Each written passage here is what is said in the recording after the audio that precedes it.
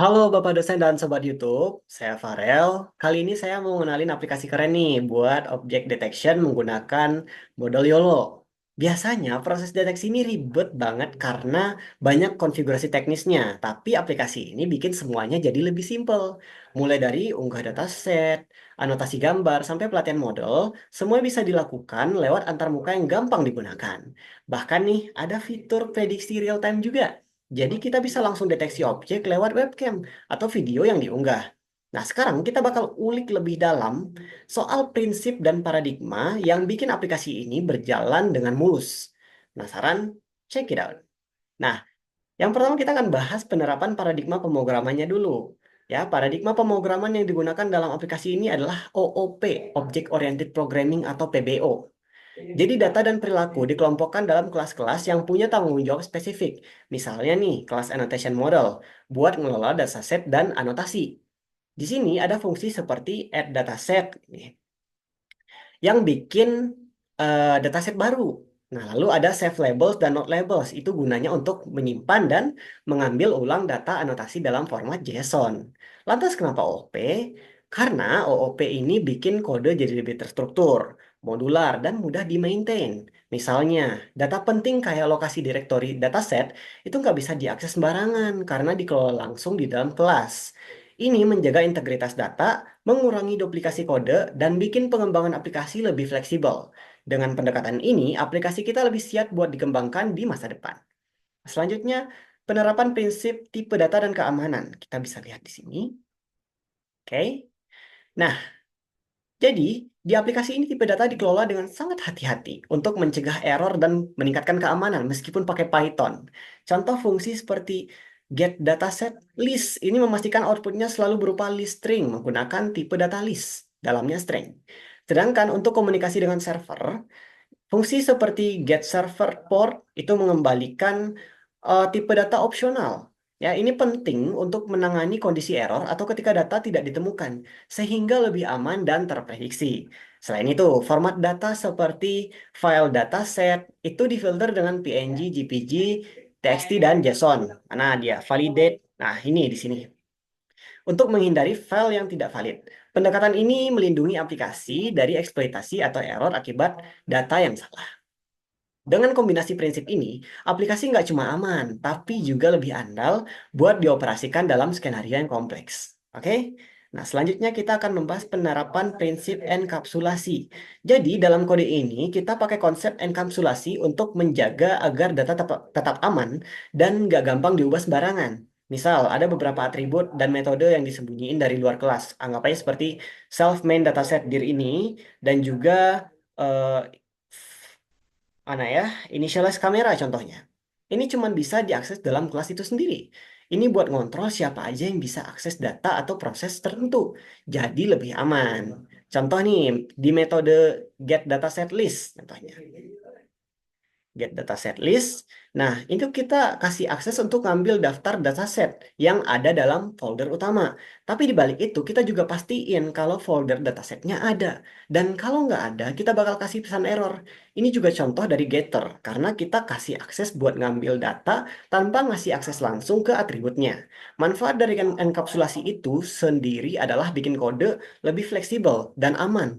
Misal kita bisa gampang ubah cara penyimpanan data tanpa merusak kode lain yang bergantung pada akses data tersebut. Jadi dengan kontrol akses yang lebih jelas, kita bisa mencegah perubahan yang nggak diinginkan dan mengurangi potensi bug. Selanjutnya ada penerapan prinsip modularitas nih.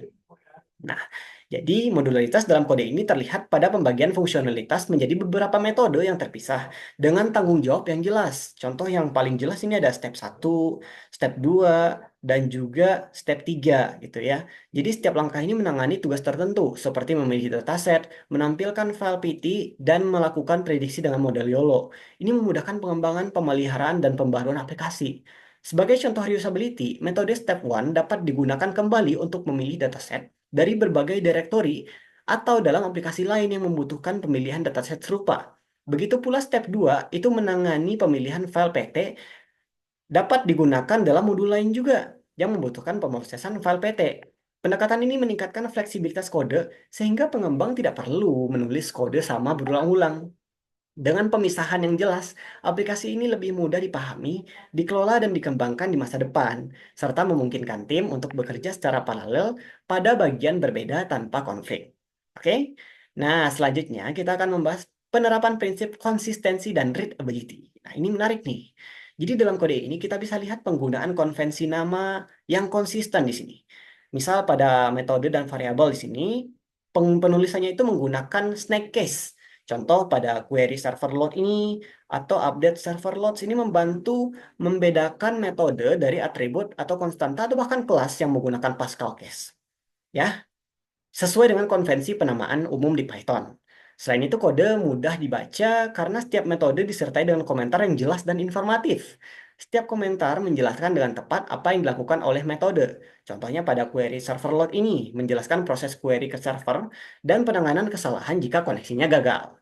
Nah, terakhir, penataan kode dalam file ini juga sangat rapi, ya Python gitu kan. Jadi identasinya sangat kuat dan konsisten. Tapi pemisahan logika menjadi bagian-bagian terpisah, seperti inisialisasi, pembaruan beban server, dan pencarian server dengan beban paling rendah membuat kode ini mudah dipahami dan dipelihara. Semua struktur ini mendukung keterbacaan dan mempermudah kolaborasi antar pengembang. Nah, selanjutnya nih, kita akan bahas abstraksi pada controller ini.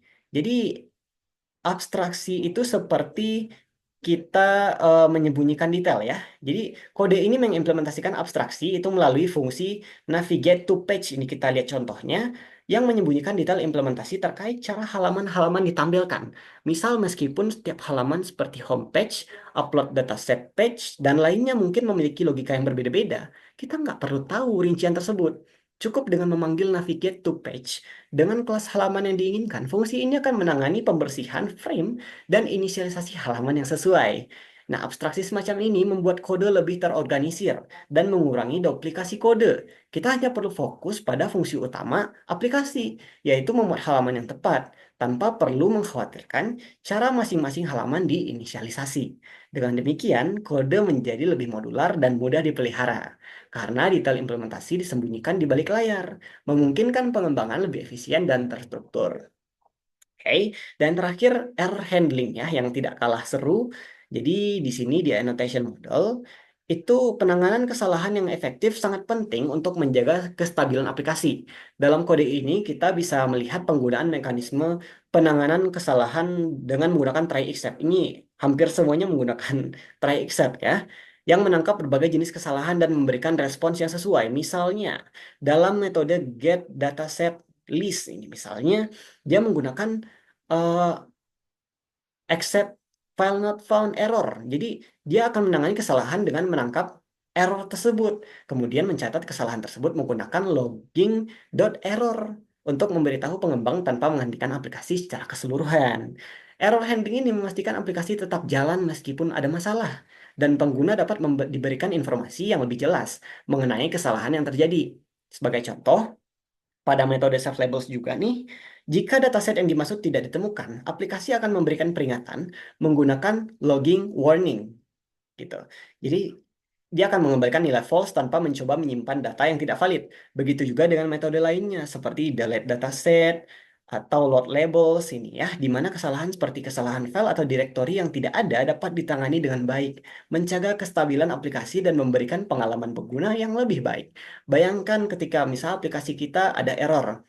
Jadi yang muncul di pengguna itu bukan error yang teknisnya, tapi kita bisa handle bahkan dengan kata-kata yang kita inginkan. Misalnya error file tidak ditemukan. Ya udah, file nggak nemu, bukan file not found error yang kita keluarkan. Itu akan mempersulit pengguna dan menurunkan pengalaman ke pengguna lah atau UX-nya begitu. Ya, jadi begitu prinsip dan paradigma yang digunakan untuk aplikasi ini. Selanjutnya kita akan demokan aplikasinya. Nah, kita masuk ke demo program. Jadi di sini kita sudah di halaman utamanya. Saya sudah menjalankan aplikasinya dan langsung masuk ke GUI-nya. Ini menggunakan Tkinter bawaan Python dengan dukungan Bootstrap oleh Tkinter. Nah, kita langsung saja. Ini halaman home-nya. Dan ini ada dua button. Ini akan mengarahkan kita untuk langsung ke menu selanjutnya. Dan ini ada panduan penggunaan. Bisa dibaca ketika pertama kali menggunakan. Kita langsung saja tes untuk upload dataset. Misal, saya ingin membuat dataset boys gitu ya. Nah, saya browse dulu direktorinya, misal saya gunakan dataset ini, submit, dan kita tunggu beberapa saat, nanti akan muncul pop-up bahwa proses telah selesai begitu. Baik, di sini dataset boys has been saved successfully. Berarti sudah berhasil di save. Selanjutnya kita lanjut ke annotate. Jadi kita di sini bisa memilih datasetnya. Kita pakai yang boys. Terus kita pick color, ambil merah misalnya. Lalu di sini labelnya mau boys misalnya, ya. Jadi kita save and continue dan kemudian kita diminta untuk melakukan. Oh iya, tuh salah satu contoh exception handlingnya ketika kita belum pilih label langsung ada pop-up. Harus pilih label dulu katanya. Oke, kita pilih boys, lalu kita lakukan. Oke, jadi anotasinya kita ulang-ulang. Mungkin saya percepat saja. Oke, akhirnya beres ya anotasinya. Sebenarnya ini disclaimer, anotasi yang benar-benar bagus itu adalah ketika datasetnya banyak dan juga seragam, eh, posisinya, ukurannya, dan juga kita anotasinya benar-benar pas gitu. Itu baru akan menghasilkan hasil yang bagus. Nanti kita tidak akan menggunakan dataset ini karena saya akan menggunakan dataset lain yang sebelumnya telah saya train tapi datasetnya hilang gitu ya. Jadi kita akan coba predik dengan eh, hasil trainnya saja. Oke, kita lanjut ke train. Kita langsung gunakan voice tadi dan kita kirim ke server. Nah, jadi singkat cerita, di sini saya sudah menyalakan server dan juga bridge. Jadi di sini ada dua server dan nanti bridge ini akan memilihkan server yang memiliki beban paling ringan dan dia akan mengirimkan file-file tadi sehingga file akan diduplikasi, ya, file-file foto tadi akan diduplikasi menjadi TXT, dan ya, itulah nanti yang akan kita gunakan untuk predik. Dan juga ada file PT-nya gitu ya. File and model received successfully, ini artinya kita sudah berhasil, dan model sudah kita dapatkan, dan saatnya kita mencoba predik ya, menggunakan dataset yang sebelumnya sudah pernah dicobakan. Saya akan merekam menggunakan HP. Oke, sampai jumpa. Baik, jadi ini demo untuk predik. Kita disuruh untuk memilih dataset. Jadi kita akan memilih dataset yang bagus melalui hasil train yang sangat ketat. Ya, kita tunggu webcamnya dinyalakan. Ini kenapa suaranya dijual terpisah? Karena ketika saya rekam dengan HP, itu tadi audionya tidak kerekam. Jadilah seperti ini. Nah, saya ingin menyampaikan bahwa di sini penting sekali annotate dan dataset yang bagus dan rapi untuk mendapatkan hasil yang optimal dari prediksi real time ini. Menggunakan dataset yang tadi tidak akan membuat hasilnya seperti ini. Maka itulah pentingnya.